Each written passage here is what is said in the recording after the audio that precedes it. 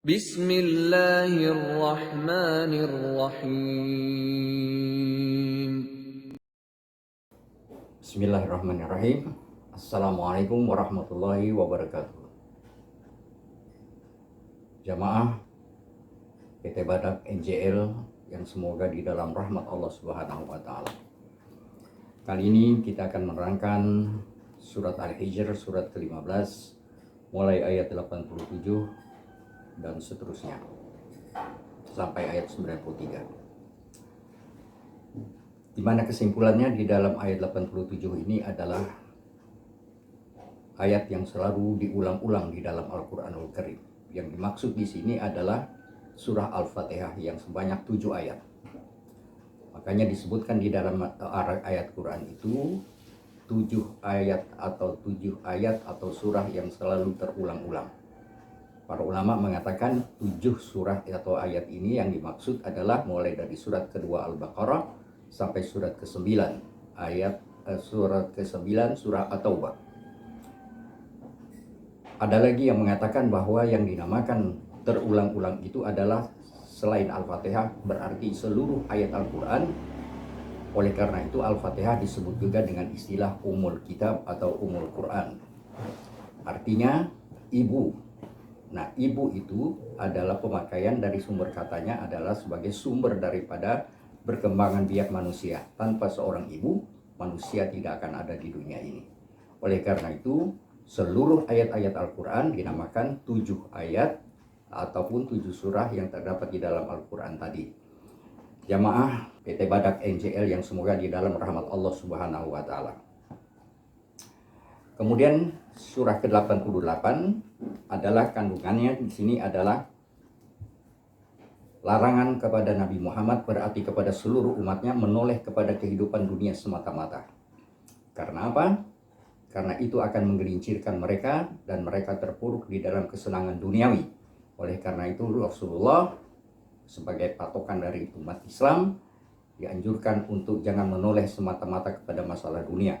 Karena akhirat itu adalah lebih utama karena dia adalah lebih kekal.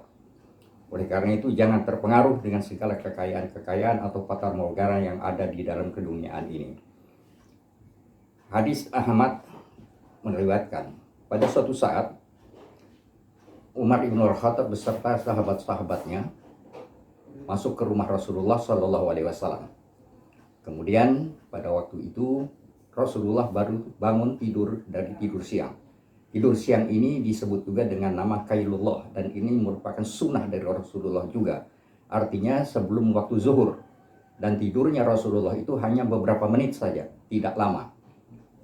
Oleh karena itu pada waktu bangun beliau melihat para sahabat juga melihat dan menyaksikan bahwa pada waktu itu Rasulullah SAW ada bekas-bekas daripada tempat tidurnya yang berada di belakangnya. Alangkah kagetnya Umar ibn Khattab sampai beliau mengalirkan air mata.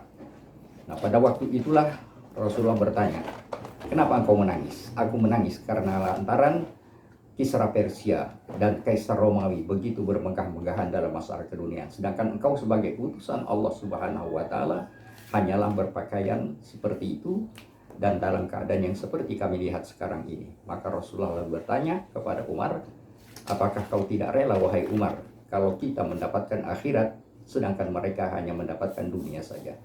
Maka Umar radhiyallahu anhu menjawab, "Aku rela ya Rasulullah." Maka Rasulullah berkata, "Demikianlah yang sebaiknya wahai Umar." Ini hadis diriwayatkan oleh Ahmad. Jamaah PT Badak NJL yang semoga di dalam kebahagiaan dan rahmat dari Allah Subhanahu wa taala.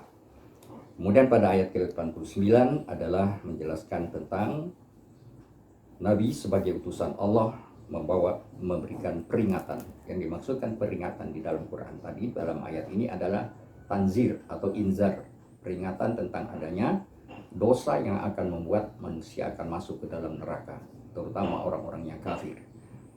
Sedangkan orang muslim adalah sebaliknya. Mereka tidak akan terpengaruh sama sekali dengan masalah yang berhubungan dengan neraka ini, bahkan mereka akan memalingkan dirinya untuk menuju kehidupan kepada surga yang sifatnya abadi di akhirat nanti. Kemudian yang kedua adalah tugas Nabi itu adalah tabsyir. yaitu memberikan kabar gembira kepada orang-orang beriman. Ketaatan dan kecintaan mereka kepada Allah dan Rasul-Nya akan membawa mereka kepada kehidupan akhirat yang kekal dan abadi, berbahagia di sana. Lebih hebat daripada apa yang didapatkan di dunia ini. Jamaah PT Badak NCL yang semoga di dalam rahmat Allah Subhanahu wa taala. Kemudian surah ayat 90 dan ayat 91, yaitu adanya penjelasan tentang Allah menurunkan kitab Al-Quran itu dan memperingatkan orang-orang yang kufur kepada Quran, kepada Islam, itu menyebabkan mereka akan mendapatkan kehidupan yang hina di dunia, dan akhirat mereka mendapatkan siksa yang amat pedih.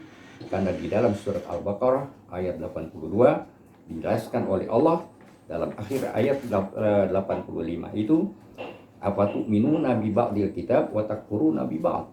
Artinya, apakah kamu akan beriman kepada sebagian kitabmu dan kemudian kufur kepada sebagian yang lain?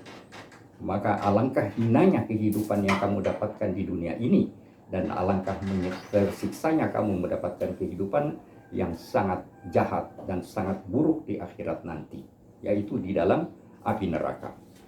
Itulah sebabnya dua yang akan mereka dapatkan, yaitu mengenai masalah yang berhubungan dengan inzar dan inzar itu tadi, yaitu kehidupan akhirat yang buruk sekali, yaitu di dalam api neraka yang kekal dan abadi.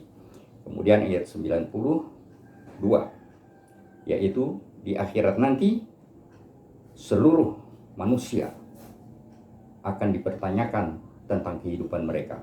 Bisa kita lihat di dalam surah Yasin, surah ke-36 ayat yang ke-65, di mana Allah berfirman, A'udzubillahi minasyaitonirrajim, fal yauma nakhtimu ala afwahihim wa tukallimuna aydihim wa tashhadu arjuluhum bima kanu yaksibun. Yang artinya adalah, hari ini kami tutup mulut-mulutmu dan tangan-tanganmu akan berbicara, sedangkan kakimu adalah sebagai saksi terhadap apa yang telah kamu kerjakan pada waktu kamu hidup di dunia. Sehingga di akhirat nanti tidak ada seorang pun manusia yang bisa menghindar dari dosa-dosa yang apa yang mereka kerjakan. Lantaran karena yang menjadi saksi di akhirat nanti itu adalah seluruh anggota tubuh manusia. Tidak ada yang lain, sedangkan mulut mereka tidak bisa berbicara. Demikianlah kandungan daripada surah Al-Hijr ayat 87 sampai ayat 93. Mudah-mudahan Allah senantiasa memberikan rahmat kepada kita, khususnya kepada bapak-bapak, ibu-ibu, jamaah PT Badak NCL yang dirahmati Allah Subhanahu wa taala. Semoga Allah memberikan keberkahan kepada kita semua dunia ini sampai ke akhirat nanti dengan ridhonya Allah Subhanahu wa taala.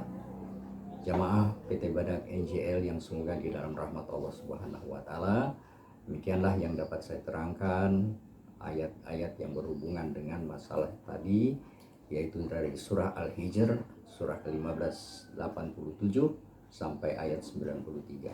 Sekali lagi, semoga Allah memberikan rahmat kepada kehidupan kita.